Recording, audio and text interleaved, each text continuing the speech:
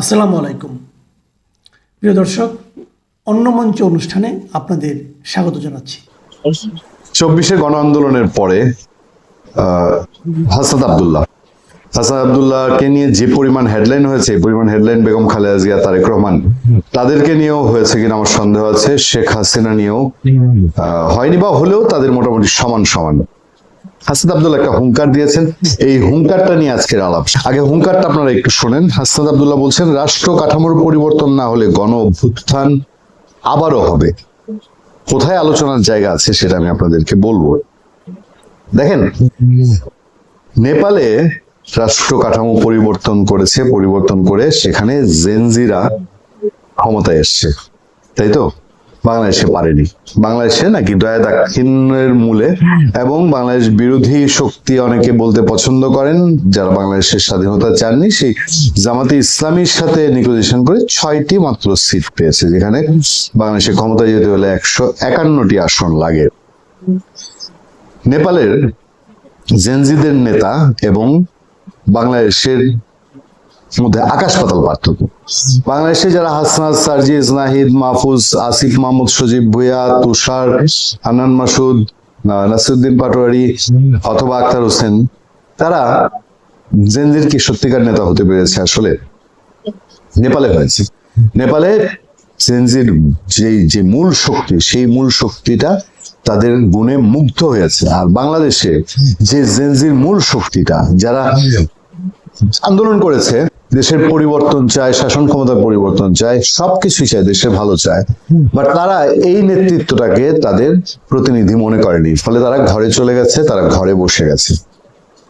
হাসনাতদের ডাকে 25-এ যারা 24-এ যারা মাঠে নেমে এসেছিল, তারা পরে সবাই বলছে আমরা ভুল করেছি, আমরা সরি, আমাদেরকে মিসগাইড করা হয়েছে। ফলে এই যে হাসনাত এখন হুঙ্কার দিচ্ছে যে রাষ্ট্রের কাঠামোগত পরিবর্তনের দাবি থেকে সরকার সরে এলে আবারও গণ অভ্যুত্থান হবে বলে হুঁশিয়ারি দিয়েছেন জাতীয় নাগরিক পার্টি এনসিপির মুখ্য সংগঠক ও কুমিল্লা 4 আসনের সংসদ সদস্য হাসনাত আব্দুল্লাহ। তিনি বলেন, সিজন হচ্ছে আর পরিবর্তনের সঙ্গে সঙ্গে সরকার মেন্টালিটি চেঞ্জ হয়ে গেছে, সরকারকে স্ট্রাকচারাল জায়গায় এক হতে হবে, এটি থেকে সরে এলে 24 আবারও হবে। আমি এই জায়গায় একমত। দ্বিমত কোন জায়গায় সেটা আমি আপনাদেরকে বলি। কোনো ভাবে হয়তো সে প্রস্তুতি হচ্ছে, বাট 24 হবে মেজরিটি দিয়ে আটকানোর সুযোগ নেই। কোনো ভাবে হয়তো সেই প্রস্তুতি হচ্ছে। আবার কি মেটিকুলাস ডিজাইন?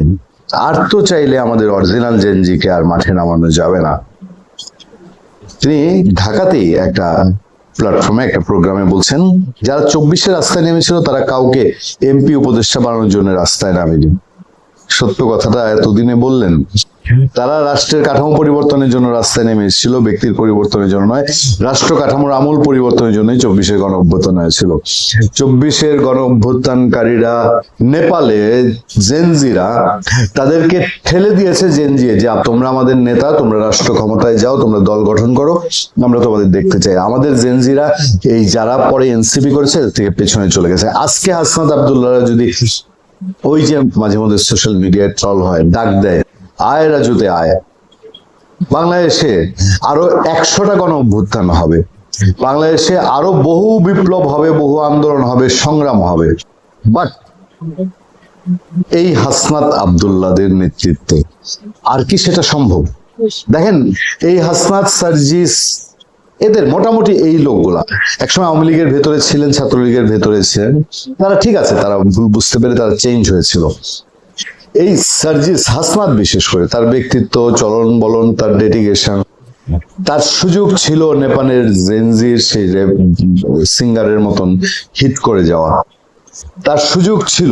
কিন্তু 24-এ গণ অভ্যুত্থান পরবর্তী তার মব কালচার আর এক আওয়ামী লীগ কচলানো, সবকিছুর মধ্যে আওয়ামী লীগ খোঁজা এবং আওয়ামী লীগের উপরে মব চাপিয়ে দেওয়া, আওয়ামী লীগ যেখানে আওয়ামী লীগের খোঁজ পাওয়া গেছে সেখানে তার বাহিনীকে লেলিয়ে দেওয়া। এরপর তার বাহিনীর বিভিন্ন জায়গায় চাঁদাবাজির অভিযোগ, তার বাহিনীর বিভিন্ন জায়গায় হ্যাডম দেখানোর অভিযোগ, সেই সব অভিযোগের মধ্যে দিয়ে হাসনাত তার পায়ের নিচে মাটি ছুঁয়েছেন। এটা বলতে কি কারো দ্বিধা আছে? এই ছেলেই বাংলাদেশে এই 2 বছরই হিরো থেকে হিরো হয়ে যেতে পারতো, ইতিহাস হয়ে যেতে পারতো। সেখানে তারা শেষমেশ কি হয়েছে, জামাতে ইসলামীর অ্যাসিস্ট্যান্ট। আমি এর আগেও একটা আলোচনায় বলেছি, এনসিপির এখন অ্যাক্টিভিটিস যা দেখা যায় সেটা হলো একটা পিএস এর যে ভূমিকা, তাদের জামাতের আমিরের পিএস এর ভূমিকা দেখা যায়। তাদের নিজস্ব কোনো এজেন্ডা আছে।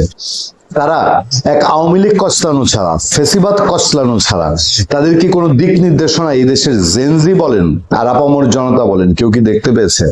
ফলে হাসনাত আব্দুল্লাহ সেই সুযোগ হাতছাড়া হয়েছে। সুযোগ এখনো হয়তো আছে, বাংলাদেশের মানুষ সহজে সবকিছু ভুলে যায় না, হয়তো সুযোগ আছে, বাট যেই সুযোগ 24-এ ছিল সেটা হিমালয়ের সমান হাসনাত আব্দুল্লাহ এখন টাফ করে ফেলেছে। ফলে অভ্যুত্থান হবে, ওই অভ্যুত্থানে নেতৃত্ব হাসনাত দিবে, সার্জিস দিবে, এই স্বপ্ন ওদের দুরাশা। আর যদি মেটিকুলাস ডিজাইনে কিছু হয়, যেটা সে বলছে যে 24-এর মতন কাজ চলছে, সে মেটিকুলাস ডিজাইন হলে ভিন্ন কথা। মেটিকুলাস ডিজাইনে একেবারে ওই ফ্রিডম পার্টির নেতারাও একসময় এমপি হয়েছে, হাসনাতরা নেপালের জেনজি ক্ষমতা নিয়েছে, সেটা হতে গিয়ে এখন ফ্রিডম পার্টি, জাসদ, সেসব হওয়ার মতন উপক্রম। ফলে আয়ের রাজুতে আয়ের মতন সবকিছু না, ফাঁকা বেলুন হয়ে যায়। বাংলাদেশের পররাষ্ট্রমন্ত্রী খলিলুর রহমান বিএনপি ক্ষমতায় আসার পর প্রথমবারের মতো দিল্লি সফরে যাচ্ছেন। সাথে নিয়ে যাচ্ছেন বাংলাদেশের প্রধানমন্ত্রী তারেক রহমানের পররাষ্ট্র উপদেষ্টা হুমায়ুন কবিরকে, যিনি ভারতের সাথে হাসিনা আমলের সম্পর্ক শেষ ঘোষণা দিলেও হাসিনা আমলে বসানো পাইপলাইন দিয়ে ডিজেল এনে বাংলাদেশের জ্বালানি সমস্যার সমাধান করতে চায়। চমকপ্রদ খবর হলো, খলিলুর রহমান দিল্লিতে 2 দিনের সফরে ভারতের পররাষ্ট্রমন্ত্রী, দেশটির জাতীয় নিরাপত্তা উপদেষ্টা, তেল মন্ত্রীর সাথে বৈঠক তো করবেনই, তারপর একই বিমানযোগে যেহেতু মরিশাস যাবেন, সেহেতু এস জয়শঙ্করের সাথে 8 থেকে 9 ঘন্টা ধরে বৈঠকের সুযোগ থাকছে। বাংলাদেশ ও ভারতের গণমাধ্যমগুলোর খবর থেকে পরিষ্কার, বাংলাদেশ চায় তেল আর গঙ্গার জল, সাথে চায় ভারতের প্রত্যাহার করার সুবিধাগুলো চালু করা, যেগুলোর জন্য শেখ হাসিনা দেশ বিক্রি করে দিয়েছিলেন বলে প্রচার ছিল। বাংলাদেশের এসব চাওয়ার বিপরীতে ভারত কি চায়? কারণ কূটনীতি তো শুধু দেয়ার নয়, এটি দেয়া নেয়ার সম্পর্ক।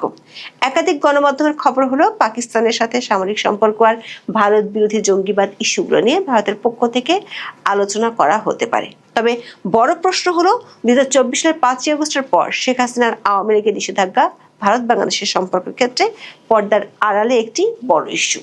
সেই দুটো ইস্যু নিয়ে কি 8-9 ঘন্টা বিমান ভ্রমণে আলোচনা হবে? বিবিসি বাংলার খবরে বলা হয়েছে, প্রথমে দিল্লিতে 2 দিনের দ্বিপাক্ষিক সফর, যেখানে ভারতের পররাষ্ট্রমন্ত্রীর সঙ্গে তার আনুষ্ঠানিক বৈঠক হবে। 7ই এপ্রিল দিল্লিতে পা রাখবেন খলিলুর রহমান। 9ই এপ্রিল সকালে দিল্লি থেকে তিনি সরাসরি মরিশাসের উদ্দেশ্যে রওনা হবেন, যেখানে তিনি 9ম ইন্ডিয়ান ওশান কনফারেন্সে বাংলাদেশের প্রতিনিধিত্ব করবেন। একই বিমানে যাবেন ভারতের পররাষ্ট্রমন্ত্রী জয়শঙ্কর। ফলে 9 এপ্রিল সকাল 8টা থেকে এয়ার মরিশাসের ওই বাণিজ্যিক বিমানে একটানা 7 থেকে 8 ঘন্টার ওই দীর্ঘ সফরও 2 পররাষ্ট্রমন্ত্রীর মধ্যে একান্তে কথাবার্তা বলার বিস্তর সুযোগ থাকবে যথারীতি। বিশেষ করে মাত্র 2-3 মাস আগেও যে ঢাকার সঙ্গে দিল্লির সম্পর্কে রীতিমতো অস্বস্তি আর শীতলতা ছিল, সেই দেশের নতুন পররাষ্ট্রমন্ত্রীর সঙ্গে ভারতীয় পররাষ্ট্রমন্ত্রীর একসাথে দীর্ঘ বিমান যাত্রার সিদ্ধান্তই বলে দেয় 2 দেশই তাদের সম্পর্ক রিক্যালিব্রেট করতে চাইছে।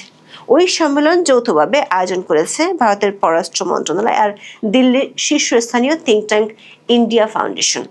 আবার এই ইন্ডিয়া ফাউন্ডেশনের প্রেসিডেন্টের পদে আছেন আরএসএস তথা বিজেপি নেতা রাম মাধব। বিবিসি বলছে, দিল্লির পরে মরিশাসেও আবার 2 দেশের পররাষ্ট্রমন্ত্রীর ও কর্মকর্তাদের মধ্যে কথাবার্তা বলার সুযোগ থাকবে। অন্যভাবে বললে, দিল্লিতে মাত্র 48 ঘন্টার কম সময় অবস্থান করলেও খলিলুর রহমানের ভারত সফর কার্যত 4-5 দিনের মেয়াদ পেতে চলেছে, যার কূটনৈতিক ও রাজনৈতিকভাবে বিশেষ গুরুত্বপূর্ণ। বিএনপি ক্ষমতায় আসার পর খলিলুর রহমানই তার ক্যাবিনেটের প্রথম ফুল মন্ত্রী, যিনি ভারত সফরে যাচ্ছেন। দিল্লিতে পা রাখার পর দিন তিনি একের পর এক বৈঠকে বসবেন ভারতের পররাষ্ট্রমন্ত্রী এস জয়শঙ্কর, জাতীয় নিরাপত্তা উপদেষ্টা অজিত দোভাল এবং পেট্রোলিয়াম মন্ত্রী হরদীপ সিং পুরীর সঙ্গে। ভারতীয় গণমাধ্যমের খবরে বলা হচ্ছে, ডক্টর রহমানের এই সফরটিকে ভারতও অত্যন্ত গুরুত্ব দিচ্ছে। তবে প্রধানমন্ত্রী মোদীর সঙ্গে বাংলাদেশের পররাষ্ট্রমন্ত্রীর কোনো বৈঠক হবে কি না তা এখনো পরিষ্কার নয়।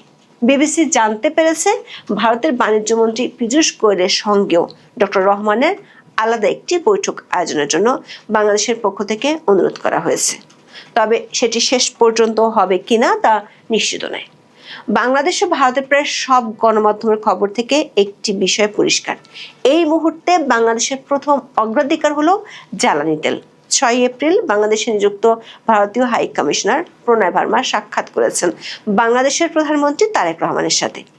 সে বৈঠকের পর তারেক রহমানের পররাষ্ট্র উপদেষ্টা হুমায়ুন কবির সাংবাদিকদেরকে যা বলেছেন তা থেকেও পরিষ্কার, পানি চুক্তি, সীমান্ত সমস্যা, ভিসা নিষেধাজ্ঞার চেয়ে এই মুহূর্তে বাংলাদেশের বড় চাওয়া তেল।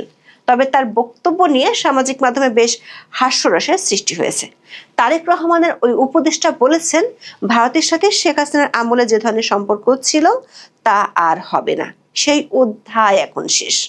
তারপরে জনাব কবির জানান, বৈঠকে দুই দেশের জ্বালানি নিরাপত্তা নিয়ে বিশেষ আলোচনা হয়েছে। বিশেষ করে ভারত থেকে পাইপলাইনের মাধ্যমে ডিজেল আমদানির বিষয়টি প্রাধান্য পেয়েছে। পাইপলাইনের জ্বালানি আমদানির প্রক্রিয়াটি এগিয়ে নিতে তারা আশাবাদী। প্রশ্ন হলো, শেখ হাসিনা আমলে তৈরি হওয়া পাইপলাইন দিয়ে ডিজেল আনতে চায় শেখ হাসিনা আমলের সম্পর্ককে পাত্তা না দিয়ে। ইরান যুদ্ধ শুরুর পর থেকে এ নিয়ে 4 দফায় ভারত 22,000 টন ডিজেল বাংলাদেশকে পাঠিয়েছে, কিন্তু বাংলাদেশের আরো তেল লাগবে। সে তেলে সুরাহা করতে খলিলুর রহমান দিল্লি যাচ্ছেন 7 এপ্রিল। কিন্তু বিশ্বব্যাপী তেলের সমস্যা, সে সমস্যা কাটিয়ে উঠতে বিকল্প সোর্সও খোঁজা হচ্ছে। সেক্ষেত্রে ভারত কেন হতে যাচ্ছে বাংলাদেশের বিকল্প উৎস? এর উত্তর হলো, যুদ্ধের মধ্যেও ভারত আমেরিকার শত্রু রাশিয়া আর ইরান থেকেই শুধু নয়, বিশ্বের 40টি দেশ থেকে তেল কিনছে। 2022 সালে রাশিয়া ইউক্রেন যুদ্ধ শুরু হওয়ার পর ভারত সস্তায় রাশিয়ার তেল কিনে দেশটির মূল্যস্ফীতি নিয়ন্ত্রণে সক্ষম হয়। তবে এতে যুক্তরাষ্ট্রের রোষের মুখে পড়তে হয় দেশটিকে। ভারতের বাণিজ্য চুক্তিতে বাধা হিসেবে রাশিয়ার তেল আমদানি নিয়ন্ত্রণে যুক্তরাষ্ট্র অতিরিক্ত শুল্ক আরোপ করে, কিন্তু যুক্তরাষ্ট্রের সব হুমকি ধামকি রাতারাতি পাল্টে যায় মধ্যপ্রাচ্যে ইরান যুদ্ধ শুরুর পর। গত 6 মার্চ আন্তর্জাতিক গণমাধ্যমগুলোর খবরে বলা হয়, রাশিয়া থেকে তেল কেনার জন্য ভারতকে 30 দিনের অস্থায়ী ছাড় দিয়েছিল যুক্তরাষ্ট্র। মার্কিন অর্থমন্ত্রী স্কট বেসেন্ট সামাজিক যোগাযোগ মাধ্যম এক্স জানিয়েছিলেন, আন্তর্জাতিক বাজারে তেল সরবরাহ বজায় রাখতেই এই সিদ্ধান্ত। আন্তর্জাতিক গণমাধ্যমের খবর হলো, মার্চ মাসে রাশিয়া থেকে ভারতের অপরিশোধিত তেল কেনা প্রায় 90% বেড়ে গেছে। ইতিমধ্যে রাশিয়ার 40 মিলিয়ন ব্যারেল অপরিশোধিত তেল ভারতে পৌঁছেছে। রুশ তেল ভারতে পৌঁছানোর পর চমক জাগানো আরেকটি খবর হলো, বিশ্বের 3য় বৃহত্তম তেল আমদানিকারক দেশ ভারত তেল আনছে যুক্তরাষ্ট্রের পরম শত্রু ইরান থেকেও। 5 এপ্রিল ভারতের তেল মন্ত্রণালয়ের বরাত দিয়ে বার্তা সংস্থা রয়টার্স জানিয়েছে, যুক্তরাষ্ট্রের নিষেধাজ্ঞার জেরে 2019 সালের মে মাস থেকে ইরানি তেল আমদানি করছে না দিল্লি। 7 বছর পর প্রথমবারের মতো দক্ষিণ এশিয়ার দেশটির সঙ্গে ইরানের তেল নিয়ে চুক্তি হয়েছে। ভারতের রিলায়েন্স ইরান থেকে 50 লাখ ব্যারেল অপরিশোধিত তেল কিনতে যাচ্ছে। শুধু তেল নয়, নিষেধাজ্ঞার আওতায় থাকা একটি জাহাজে করে ইরান থেকে 44,000 মেট্রিক টন তরলীকৃত পেট্রোলিয়াম গ্যাস বা এলপিজিও কিনছে ভারত। প্রশ্ন হলো, ভারত যদি রাশিয়ার ইরান থেকে তেল আনতে পারে, তাহলে বাংলাদেশ কেন আনতে পারছে না? গত 6 মার্চ রাশিয়ার তেল কিনতে ভারতকে অনুমতি দেওয়ার খবর জানার পর বাংলাদেশও যুক্তরাষ্ট্রের কাছে নিষেধাজ্ঞা শিথিলের আবেদন করেছিল। গত 11 মার্চ প্রকাশিত ডেইলি স্টারের খবরে বলা হয়েছে, জ্বালানি সরবরাহ নিশ্চিত ও জাতীয় অর্থনীতিকে সমর্থন দিতে ভারতের মতো বাংলাদেশকেও রাশিয়ার তেল কেনার জন্য অস্থায়ী ছাড় দেওয়ার বিষয়টি বিবেচনা করতে যুক্তরাষ্ট্রের কাছে আনুষ্ঠানিকভাবে অনুরোধ জানিয়েছে সরকার। 11 মার্চ যুক্তরাষ্ট্রের রাষ্ট্রদূত ব্রেন টি কিস্টেনসনের সঙ্গে বৈঠকের পর অর্থমন্ত্রী আমির খসরু মাহমুদ চৌধুরী নিজ দপ্তরে একথা সাংবাদিকদের জানিয়েছিলেন। গত 30 মার্চ সচিবালয়ে সার্বিক জ্বালানি পরিস্থিতি নিয়ে সংবাদ সম্মেলনে জ্বালানি ও খনিজ সম্পদ বিভাগের যুগ্ম সচিব মনির হোসেন চৌধুরী সাংবাদিকদের জানিয়েছিলেন, ঈদের আগের দিন আমেরিকা স্টেট ডিপার্টমেন্টের সঙ্গে বাংলাদেশ সরকার একটি বৈঠক হয়। সেই বৈঠকে বাংলাদেশের পক্ষ থেকে বলা হয়েছিল, রাশিয়া থেকে যেন বাংলাদেশকে অন্তত 2 মাসের অথবা 6 লাখ মেট্রিক টন ডিজেল আনার অনুমতি দেয়। এরপর বিষয়টি নিয়ে তদবির করতে বাংলাদেশের পররাষ্ট্রমন্ত্রী খলিলুর রহমান উড়ে গিয়েছিলেন মার্কিন যুক্তরাষ্ট্রে। গত 1 এপ্রিল তিনি মার্কিন জ্বালানি মন্ত্রী ক্রিস রাইটের সাথে বৈঠক করেন। যদিও ওই বৈঠকের পর পররাষ্ট্র মন্ত্রণালয়ের বিবৃতিতে দাবি করা হয়, রাশিয়া থেকে পরিশোধিত ডিজেল সহ অন্যান্য পেট্রোলিয়াম পণ্য কিনতে বাংলাদেশের বিশেষ ছাড়ের অনুরোধ ইতিবাচকভাবে বিবেচনা করবে যুক্তরাষ্ট্র। কিন্তু বাস্তবতা হলো, বাংলাদেশের এই চাওয়া পূরণে আমেরিকা ইতিবাচক কোনো সিগন্যাল দেয়নি। এমনকি গত 5 এপ্রিল মার্কিন রাষ্ট্রদূত ব্রেন্ট ক্রিস্টেনসেনের সাথে প্রধানমন্ত্রী তারেক রহমানের বৈঠকের পরও দৃশ্যমান কোনো সবুজ সংকেত মেলেনি। সূত্রগুলো বলছে, এখানে আছে কূটনীতি আর ভূ রাজনীতির খেলা। আন্তর্জাতিক গণমাধ্যমগুলোর খবরে বলা হয়েছে, মার্কিন যুক্তরাষ্ট্র বর্তমানে ভারতকে একটি গুরুত্বপূর্ণ কৌশলগত অংশীদার হিসেবে দেখে। বিশেষ করে ইন্দো প্যাসিফিক অঞ্চলে চীনের প্রভাব মোকাবেলায় ভারতকে গুরুত্বপূর্ণ সহযোগী হিসেবে বিবেচনা করা হয়। আবার বাংলাদেশকে যদি আমেরিকা রাশিয়া থেকে তেল আনার অনুমতি দেয়, তাতেও খুব বেশি লাভ হবে না, কারণ রাশিয়ান অপরিশোধিত তেল বাংলাদেশের ইস্টার্ন রিফাইনারি পরিশোধনাগারে রিফাইন করার সক্ষমতা নেই। রাশিয়ার সেই তেলকে ব্যবহারযোগ্য করে তুলতে বড় ভরসা ভারত। শুধু তেল নয়, জলও চায় বাংলাদেশ। গঙ্গা পানি চুক্তির নবায়ন নিয়ে নিশ্চয়তা চায় দেশটি। এই চুক্তিটিও অবশ্য হয়েছিল শেখ হাসিনার আমলে 1996 সালে। 30 বছরের জন্য হওয়া এই চুক্তিটি শেষ হবে এই বছরের ডিসেম্বরে। বিজনেস স্ট্যান্ডার্ডের খবরে বলা হয়েছে, বিএনপি সরকার এই আলোচনা এগিয়ে নিতে আগ্রহী এবং চুক্তির সময়সীমা 2026 সালের ডিসেম্বর আগেই তা শেষ করতে চায়। দৈনিক প্রথম আলোর খবরে বাংলাদেশের পক্ষ থেকে ভারতের কাছে আরও যেসব চাওয়া আছে সেগুলো তুলে ধরা হয়েছে। দৈনিকটির খবরে সরাসরি বলা হয়েছে, সম্পর্ক এগিয়ে নিতে ভারতকেও কিছু পদক্ষেপ নিতে হবে যা সরাসরি জনগণের জীবনে প্রভাব ফেলে। যেমন নির্বাচনের পর বাংলাদেশের মিশনগুলোতে ভারতীয়দের জন্য ভিসা পুরোদমে চালু হয়েছে, কিন্তু বাংলাদেশের নাগরিকদের জন্য সব শ্রেণীর ভিসা এখনো চালু করেনি ভারত। 2025 সালের এপ্রিল থেকে জুন পর্যন্ত ভারতের আকাশপথ ব্যবহার করে তৃতীয় দেশে বাংলাদেশের পণ্য রপ্তানি, স্থলবন্দর দিয়ে বাংলাদেশের 6টি পণ্য ভারতে রপ্তানি এবং বাংলাদেশের 9 ধরনের পাটজাত পণ্য রপ্তানির ক্ষেত্রে বিধিনিষেধ আরোপ করেছিল। ওই বিধিনিষেধ এখনো প্রত্যাহার করা হয়নি। সম্পর্ক এগিয়ে নিতে হলে ভারতের সদিচ্ছার বহিঃপ্রকাশ হিসেবে এই ইস্যুগুলোর শুরু হওয়া জরুরি। বিবিসির খবরেও দিল্লির থিঙ্ক ট্যাঙ্ক RIS এর অধ্যাপক প্রবীর দে বলেছেন, দিল্লি বিমানবন্দর নিয়ে বাংলাদেশের গার্মেন্টস প্রস্তুতকারকরা বিদেশে পণ্য পাঠানোর যে ট্রান্সশিপমেন্ট সুবিধা পেতেন, সেটা গত অন্তর্বর্তী সরকার আমলে তুলে নিয়েছিল ভারত। এরপর থেকে বাংলাদেশি গার্মেন্টস ব্যবসায়ীদের সমস্যা অনেক বেড়ে গেছে। এখন তারা পণ্য পাঠাচ্ছেন মালদ্বীপ বা দুবাই হয়ে, যা অনেক বেশি ব্যয়বহুল ও সময় সাপেক্ষ। তাছাড়া স্থলবন্দর দিয়েও পণ্য ঢুকতে দেওয়া হচ্ছে না। প্রশ্ন হলো, তেল, জল, বন্দর সুবিধা সহ বাংলাদেশ এত কিছু চাইবে, কূটনীতি তো দেয়া নেয়ার সম্পর্ক, তাহলে বাংলাদেশের কাছে ভারত কি চাইবে? বিবিসির খবরে বলা হয়েছে, এখন দেনা পাওনার হিসেবের সময়। খুব পরিষ্কার একটি ইঙ্গিত পাওয়া যায় বিবিসির এই খবরটিতে। সেখানে বলা হয়েছে, গত 3-4 মাসে ভারত সরকারের সর্বোচ্চ পর্যায় থেকে তারেক রহমান বা বিএনপি নেতৃত্বের প্রতি ভারত যেভাবে প্রকাশ্যে আউটরিচ করেছে, সেটা নির্দিষ্ট কিছু প্রতিশ্রুতির বিনিময়ে ঘটেছে। বাংলাদেশের রাজনীতিতে জনশ্রুতি আছে, নির্বাচনের আগে ভারতের সাথে বিএনপির একটি সমঝোতা হয়েছিল। বাংলাদেশে এক সময়কার ভারতীয় রাষ্ট্রদূত পিনাক রঞ্জন চক্রবর্তীর মতে যেগুলো হলো প্রতিশ্রুতি। আবার নির্বাচনের আগে অজিত দোভালের সঙ্গে জাতীয় নিরাপত্তা উপদেষ্টা হিসেবে খলিলুর রহমান দিল্লি গিয়ে বৈঠকও করেছিলেন। ভারতের পক্ষ থেকে অন্তর্বর্তী সরকারের আমলে আঞ্চলিক নিরাপত্তা নিয়ে উদ্বেগের কথা তুলে ধরা হয়েছিল।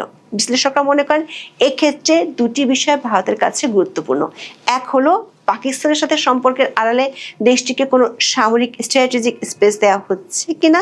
বিশেষ করে অন্তর্বর্তী সরকারের আমলে পাকিস্তানের পক্ষ থেকে যৌথ উদ্যোগে সামরিক সরঞ্জাম তৈরির কিছু প্রস্তাব দেওয়া হয়েছিল। ভারতের পক্ষ থেকে এ ধরনের সামরিক কৌশলগত সম্পর্কের বিষয়ে আপত্তি আছে। দ্বিতীয়ত, ভারতের পক্ষ থেকে ইউনূসের আমলে জেল থেকে বের হওয়া 2জন শীর্ষ জঙ্গির ব্যাপারে ব্যবস্থা নিতে অনুরোধ জানানো হয়েছে, তবে এখনো তারা গ্রেপ্তার হয়নি। কূটনৈতিক সূত্রগুলো বলছে, জঙ্গিবাদের উত্থান ঠেকাতে বাংলাদেশে নির্বাচনের আগে বিএনপির সাথে এক ধরনের কৌশলগত অবস্থানে গিয়েছিল ভারত। তার বিনিময়ে আওয়ামী লীগের ভোট ব্যাংকের বড় একটি অংশের ভোট নিশ্চিত করতে পেরেছিল বিএনপি। গত 2রা এপ্রিল দিল্লিতে নিযুক্ত বাংলাদেশি হাই কমিশনার রিয়াজ হামিদুল্লাহ বৈঠক করেছিলেন ভারতের সেনাপ্রধান জেনারেল উপেন্দ্র দ্বিবেদীর সঙ্গে। সে বৈঠকেও এই দুটি আলোচনা হয়েছে। তারপরে রিয়াজ হামিদুল্লাহ খুব সংক্ষিপ্ত এক সফরে ঢাকায় আসেন এবং 6 এপ্রিল তিনি আবার দিল্লিতে চলে গিয়েছেন।